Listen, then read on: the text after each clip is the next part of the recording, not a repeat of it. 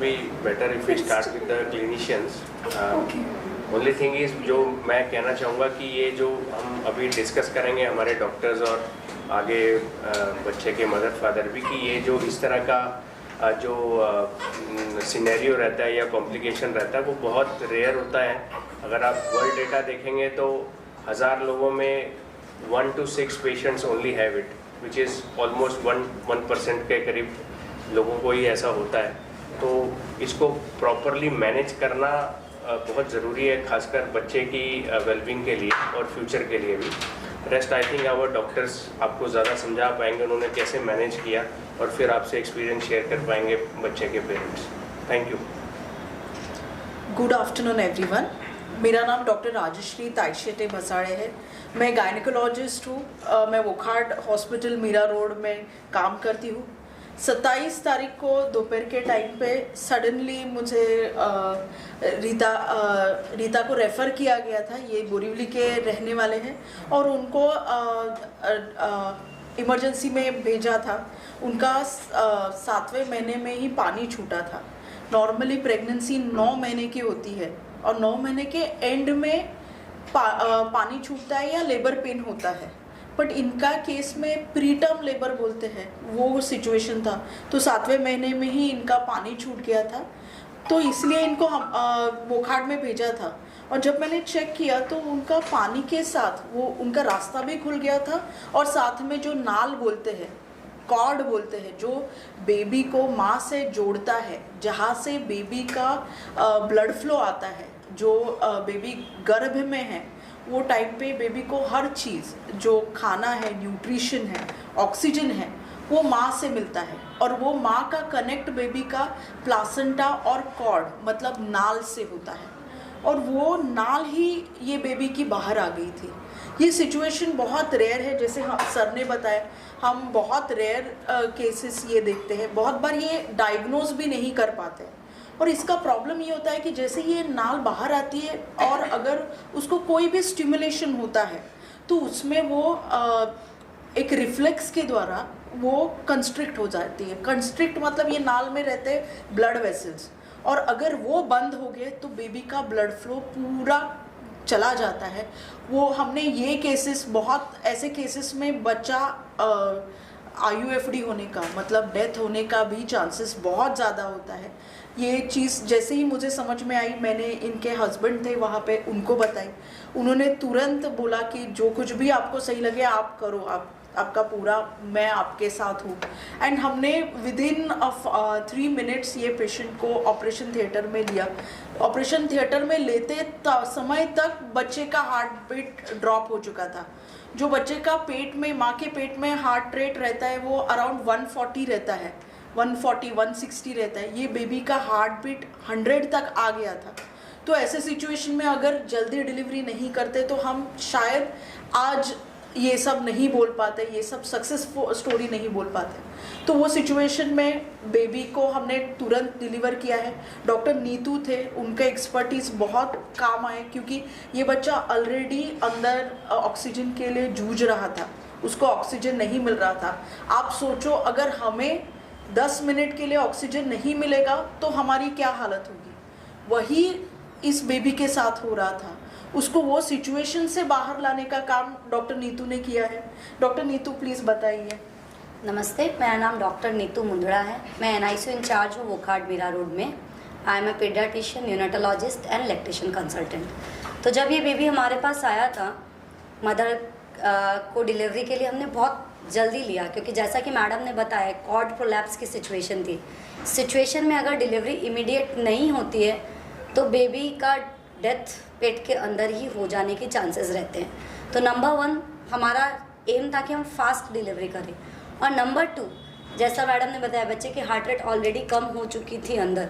तो ऐसी सिचुएशन में बच्चा जब डिलीवर हुआ तो वो ऑलरेडी कॉम्प्रोमाइज्ड स्टेट में डिलीवर हुआ. तो ऐसे में अगर हमारे पास पूरी टीम नहीं होती है जो बच्चे को रिवाइव करवा पाए, तो देन बेबी उस समय भी मे हैव डेथ, और लॉन्ग टर्म बच्चे को प्रॉब्लम्स हो सकती है डेवलपमेंट की. तो जैसे ही हमें पता चला बेबी आ रहा है, वी वेर प्रिपेयर्ड. हमारी एक team, neonatologist, 2 paediatrician, neonatal nurses, we were all prepared in the OT.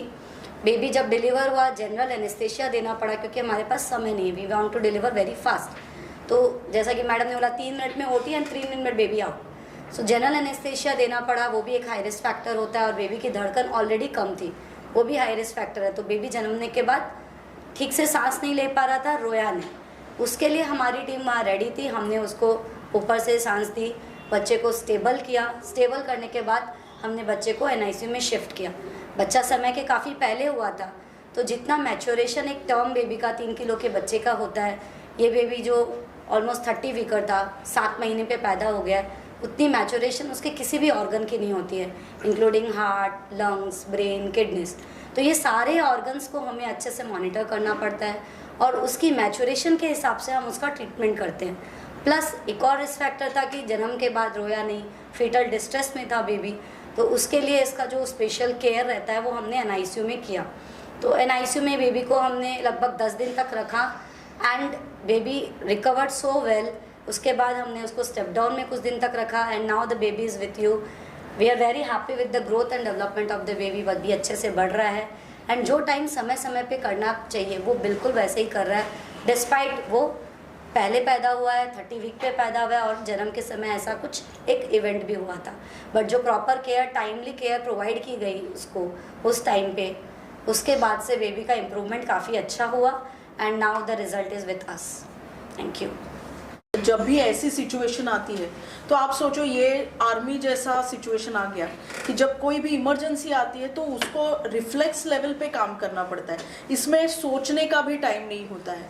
तो ऐसी फैसिलिटीज़ डॉक्टर पंकज ने आज हमें उपलब्ध करके दी है वोखाड में, क्योंकि हम जब बोलते हैं कि ऐसा पेशेंट आया है तो उसको बिल्कुल 3 मिनट के अंदर ओटी में पहुंचाना, एनेस्थेटिस्ट का उधर उपलब्धि होना, सब कुछ इक्विपमेंट साथ में होना, ये सब इंफ्रास्ट्रक्चर जो है वो वोखाड ने आज दिया है, जिसकी वजह से even doctors can work to the best of their abilities and give result. So इसके लिए मैं बहुत धन्यवाद करना चाहूँगी डॉक्टर पंकज जी का। सिमिलरली इस तरह की डिलीवरी में एक अकेला बंदा डिलीवरी करवा के बेबी को रिसीव नहीं कर पाएगा। So I was present with 4 of our team member.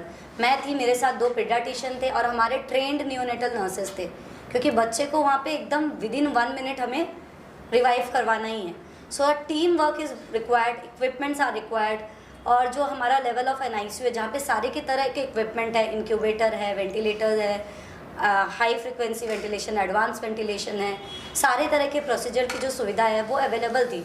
सो हमें पता है कि हम बेबी को एकदम जस्टिफाइड ट्रीटमेंट दे पा रहे थे और इसीलिए बेबी काफ़ी जल्दी रिकवर कर पाए। तो मदर को कोई प्रिकॉशंस लेने चाहिए कि ऐसा कुछ ना हो? ऐसे प्रिकॉशंस तो नहीं है, बट डेफिनेटली एडिक्वेट रेस्ट है या कोई भी मेडिकल कंडीशंस है जिनकी वो दवाई ले रही है, उनको अच्छे से मॉनिटर करना ऐसे सिचुएशन में ज़रूरी होता है। तो ये सब चीज़ें उनको करनी चाहिए। मतलब पहले तो नॉर्मली मेरे को 9th मंथ में बेबी होने वाला था, मतलब जो जैसे अपन जाते हैं ना डॉक्टर का रेगुलर चेकअप और उसमें, पर अचानक से मेरी वाइफ को पेट में मतलब दर्द शुरू हो गया। तो जहाँ पर मेरा रेगुलर उषा हॉस्पिटल है यहाँ पर, वहाँ पर डॉक्टर के पास चेकअप और रेगुलर सब चालू ही था। तो 7th मंथ में उनको पेट में थोड़ा दर्द होने लगा, तो हम एक बार रेगुलर चेकअप के लिए गए, तो उन्होंने बोला कि थोड़ा केयर करो। मतलब फिर 2 दिन बाद उन्होंने बताया कि 2 दिन बाद आप आके वापस फिर से दिखा के जाओ, अगर कुछ पेन होता है तो हम कुछ आगे डिसीजन लेंगे। तो जब 2 दिन बाद मैं और मेरी वाइफ गए हम उधर, तो उन्होंने बोला कि अभी ये मतलब अभी लेबर में है आपकी वाइफ, तो अभी मतलब बेबी को डिलीवरी हो जाएगा। तो मैं थोड़ा सोचना पड़ेगा कि 7th मंथ में कैसे हो सकता है, इसलिए फर्स्ट टाइम था 7th मंथ में, मुझे भी आइडिया नहीं था कि 7th मंथ में डिलीवरी हो जाती। तो फर्स्ट ऑफ ऑल मैं तो थैंक करना चाहूँगा कि उषा हॉस्पिटल के डॉक्टर शार्दुल सुशील ने उन्होंने मुझे वोखाड हॉस्पिटल रेफ़र किया। फिर उन्होंने जैसे बताया तो ऑन द स्पॉट उन्होंने एम्बुलेंस बुलवाया। जैसे एम्बुलेंस बुलाया तो जो गर्भ में बच्चा था, जो वॉर्म मैडम ने बात किया, तो वॉर्म ब्रेक हो गया, मतलब जो वहाँ पर से पूरा पानी वहाँ पर हॉस्पिटल में ही बोरली में ही डिस्चार्ज हो गया था। फिर वही सिचुएशन में विदिन 5 मिनट्स में मतलब ये वोखाड हॉस्पिटल की एम्बुलेंस आ गई फटाक से उनको वहाँ से यहाँ से मिरौर लेके गए हम लोग। वहाँ पर मैडम ऑलरेडी रेडी थे, मतलब राजेश्री मैडम उधर रेडी थे। फिर जैसे हम वहाँ पहुँचे, मतलब उन डॉक्टर्स ने इनको पूरा सिचुएशन बता दिया हाँ, यहाँ पर पहले से कॉल आ गया था हमारे पास। तो सर ने मुझे पहले ही पता, मतलब बोला कि बहुत अर्जेंसी है, तो मुझे कुछ आइडिया नहीं था कि किधर है। तो फिर उन्होंने मुझे वोकार्ड हॉस्पिटल सजेस्ट किया, तो उन्होंने ठीक है कि वोकार्ड हॉस्पिटल आप बोलो। फिर उधर मैं जैसे उन्होंने कॉल कर दिया, विदिन 5 to 10 मिनट एम्बुलेंस भी आ गई और उसको मेरी वाइफ को उधर से लेके गए। पर बहुत ही क्रिटिकल सिचुएशन था, क्योंकि लिए जो वार्म का पानी जैसे डिस्चार्ज हो गया तो पूरा अंदर बच्चा हिल नहीं सकता। फिर जैसे वहाँ पहुँचे तो मैडम और उनकी टीम सब टाइम पे वो अम्बिलिकल कॉर्ड भी ब्रेक भी हो चुका था। जब वाटर ब्रेक होता है ना, तभी फोर्स के साथ वो कॉर्ड भी बाहर आता है। बाहर आता है मतलब वो टूट जाता है, मतलब नहीं, connectivity खत्म टूटता हो- नहीं है, वो बाहर आ दब जाता है। अच्छा। बट वो बाहर आके दबने के चांसेस रहते हैं। तो फिर आपका हाँ पूरा जो न्यूट्रिएंट्स जैसे आपने हाँ, बताया, तो वो वो सप्लाई बंद हो सप्लाई बंद हो जाता है। तो जैसे हम वहाँ पहुँचे तो मैडम और उनकी टीम सब रेडी थी। फिर वहाँ पहुँचे तो फिर जो उन्होंने तुरंत ही, मतलब बहुत हाई रिस्क पे ही था पूरा बच्चा और उसकी माँ पूरे हाई रिस्क पे, क्योंकि नहीं वो 7th मंथ में हम लोग भी कुछ रेडी नहीं थे कि अचानक से ऐसा सिचुएशन आ गया। तो एकदम टाइम पे उन्होंने डिलीवरी किया, मैडम राजेश्री मैडम ने और नीतू मैम ने बहुत अच्छे से केयर करके बच्चे को सक्सेसफुली डिलीवर कर दिया। आते थे और बहुत मतलब एक्टिवली इन्वॉल्व थे ये बच्चे के केयर में। तो इन्होंने भी बहुत, क्योंकि preterm birth itself it's stress, वो भी स्ट्रेस में थे और उसके बावजूद उन्होंने काफ़ी अच्छे से साथ में हमारे साथ ट्रीटमेंट में इन्वॉल्व रहे। मैं नीतू मैम और राजेश्री मैम की बहुत आभारी हूँ, क्योंकि उसने बहुत मेरा अच्छे से मेरे बच्चे का जीवन दान दिया है, सच में दोनों ने। Thank you. NICU में बेबी को लेने के बाद अभी जो बच्चा 30 वीक पे पैदा हुआ है, 40 वीक्स पे नहीं हुआ है, यानी कि टर्म नहीं है, छोटा है, तो उसको हम दूध चालू नहीं कर पाएंगे। दूध चालू करेंगे तो वो उसका जो एब्डोमेन है, GI सिस्टम है, वो अभी मैच्योर नहीं हुआ है, वो सहन नहीं कर पाएगा। तो ऐसे में हम उनको पहले चालू करते हैं something called as TPN, total parenteral nutrition, और पार्शियल पेरेंटल न्यूट्रिशन। इसमें हम सब कुछ कैलकुलेट करते हैं कि इस बच्चे का इतना वेट है, इतना जेस्टेशन है, अगर ये मम्मी के पेट में रहता तो इसको इतनी कैलोरीज मिलती, इतना प्रोटीन मिलता, इतनी लिपिड्स मिलती, इतना कैल्शियम जाना चाहिए, इतना फॉस्फोरस जाना चाहिए। वो सारे कैलकुलेशन करके हम उनका डेली बेसिस पे सुबह शाम दोनों टाइम पे फ्लूइड को एडजस्ट करते हैं। जो उसको हम लोग IV के थ्रू देते हैं, वो TPN देते हैं, जिससे उसका न्यूट्रिशन, और हम ट्राई करते हैं कि जो मदर के पेट में उसको जितना न्यूट्रिशन इस टाइम पे मिलना चाहिए था वही हम उसको दें। और ये काफ़ी अच्छे से कैलकुलेट करना पड़ता है। It's a very complex things to calculate, क्योंकि मदर्स होम को रेप्लिकेट करना it is not an easy task. तो वो करते हैं। फिर धीरे धीरे हम उसका दूध भी चालू करते हैं, और वो दूध हम धीरे धीरे बढ़ाते हैं, और ऐसे टाइम पे धीरे धीरे हम उसका TPN जो हमने बोला टोटल पेरेंटल न्यूट्रिशन, वो कम करते हैं। और एक टाइम पर जब बच्चा थोड़ा मैच्योर हो जाता है, धीरे धीरे हम उसको कन्वर्ट करते हैं कि वो पूरा दूध पे आ जाए। तो यही करने में थोड़ा समय जाता है बच्चे को, इसीलिए हम 14-15 डेज धीरे धीरे स्लोली न्यूट्रिशन बढ़ाते रहते हैं। फक्त न्यूट्रिशनच नाही तर जे गर्भाशयातलं एन्व्हायरमेंट आहे ते देण्याचा प्रयत्न असतो। तर त्यामुळे जे टेम्परेचर आहे बाळाचं तसं मेंटेन केलं जातं। तुम्ही या NICUत बघितलं तर हे आपल्यासारखे ब्राईट लाईट्स नसतात। एकदा मी डॉक्टर नीतूंना विचारलं की तुम्ही लाईट्स नाही आहे तिथे, म्हणजे कमी, तर ती म्हणाली नाही, लाईट्स आत्ता बाळाला द्यायचे नसतात। जेव्हा बाळ आईच्या पोटात आहे तेव्हा त्याला एवढ्या लाईटचा त्रास होऊ शकतो, म्हणून त्या प्रकारे इवन लाईट्स पण आपण तसे केलेले असतात। तर अशा प्रकारे आर्टिफिशियल वूम्ब किंवा आर्टिफिशियल गर्भ बाळासाठी हा NICU द्वारा दिला जातो। सो बेसिकली NICU में क्या करते हैं हमारा जो NICU है वो खाड़ में ये लेवल 3B NICU है। So one of the highest level of NICU level 1 होते हैं, 2A 2B होते हैं, 3A 3B होते हैं। तो हमारा NICU जो है लेवल 3B है। इसका मतलब क्या है, यहाँ पे जितने भी कॉम्प्लेक्स प्रोसीजर्स या फिर कॉम्प्लेक्स इंटरवेंशंस है या फिर जो अपने इक्विपमेंट है वो सब अवेलेबल है। सब कुछ बेड साइड हम करते हैं। साथ में हम इस बात का बहुत ध्यान रखते हैं कि बच्चे को जो है उसका सूटेबल इन्वायरमेंट मिले। जैसा कि मैडम बोल रहे थे, हमारी लाइट जो होती है NICU में it is not normal light like this, वो डिमेबल लाइट होती है। हम उसको स्लो धीरे करते हैं, बच्चे के नींद के हिसाब से, उसके रेगुलेशन के हिसाब से हम चेंज करते हैं। NICU में जनरली साउंड बहुत कंट्रोल्ड रहता है। NICU में हम बच्चे को जो न्यूट्रिशन देते हैं वो कंट्रोल रहता है। कुछ स्पेशल जैसे KMC जैसी चीज़ें होती हैं, ये सबको हम लोग डेवलपमेंटली सपोर्टिव केयर बोलते हैं as a whole, this whole thing. तो NICU का इन्वायरमेंट, कुछ चीज़ें जो बच्चे के डेवलपमेंट में हेल्प करे, इसका बहुत ध्यान रखा जाता है। और ये छोटी छोटी चीज़ें बहुत मैटर करती है, क्योंकि ये जो 2 महीने का टाइम बच्चा पहले आ गया है, तो उसके ब्रेन को इसका इम्पैक्ट ना पड़े, इसकी पूरी कोशिश की जाती है कि हम कोशिश करें कि माँ के अंदर उसको जो इन्वायरमेंट मिल रहा था, हम वही इन्वायरमेंट प्रोवाइड किए।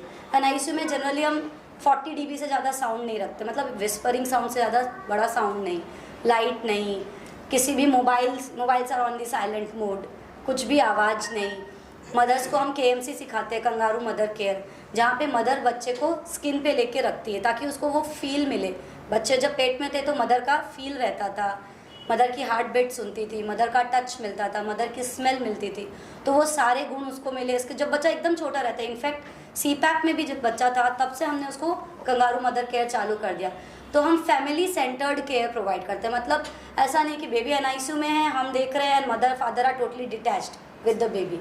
तो फैमिली सेंटर्ड केयर है जहाँ पे मदर्स को, पेरेंट्स को भी उस केयर में इन्वॉल्व किया जाता है ताकि वो भी कॉन्फिडेंट फील करे, वो बच्चे से मिले, इससे बच्चे के साथ उनका इमोशनल अटैचमेंट होता है और बच्चे को वो डेवलपमेंट, वो सेंसेशन मिलता है, वो सेंसरी डेवलपमेंट होता है, जिससे कि ये सारी चीज़ें उसकी बराबर डेवलप